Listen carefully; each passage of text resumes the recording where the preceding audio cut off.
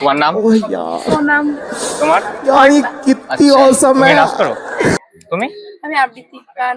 ও, তো তুমি ভারতের একটা সব থেকে জনপ্রিয় তোমার কাছে মনে হয় যে তোমার আইডল তোমার কে নৃত্যের ভিতরে? ভারতনাট্যম তো আমি শিখি এমনিতে। আর ভারতের মধ্যে ভারতনাট্যম। ভারতনাট্যম কোথায় চলে বেশি সব থেকে? মানে ওটা কোথাকার জনপ্রিয় নাচ? অন্ধ্রপ্রদেশ। আন্ধ্রপ্রদেশের। আচ্ছা, ওখানকার একটা ভালো ভারতনাট্যমের যে নৃত্যশিল্পী তার নাম বলা যাবে? বলো। এটা দেখুন মনে নেই। আচ্ছা, তোমার কি রবীন্দ্রনাথ পছন্দ? অবভিয়াসলি।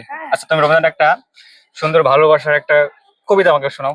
খুব তুমি তো ভালো কবিতা আবৃত্তি করো। হ্যাঁ হ্যাঁ বলো। শোনাবো? হ্যাঁ বলো। মাঝখান থেকে শোনাই মানে হ্যাঁ, অবশ্যই। আবৃত্তি কি মানে ছড়াই একটা বোঝাপড়া। আচ্ছা ঠিক আছে, তুমি বলো। ও আমি মরে গিয়ে খুব ভুল করেছি, বেঁচে থাকলে খুব মজা হতো। একটা লাইনই শোনা। আচ্ছা, লাইনই শোনাও, তুমি শোনো।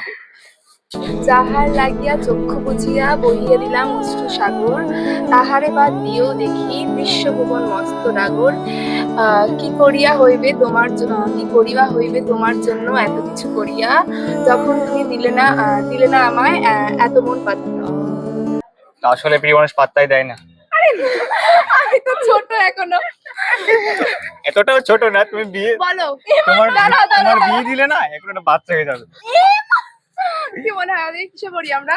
তুমি 11? এইটা পড়ি। অবভিয়াসলি। গাইস, তোমরা কমেন্ট করে বলো আমি কি ঠিক বলেছিলাম 11 এর পরের মতো?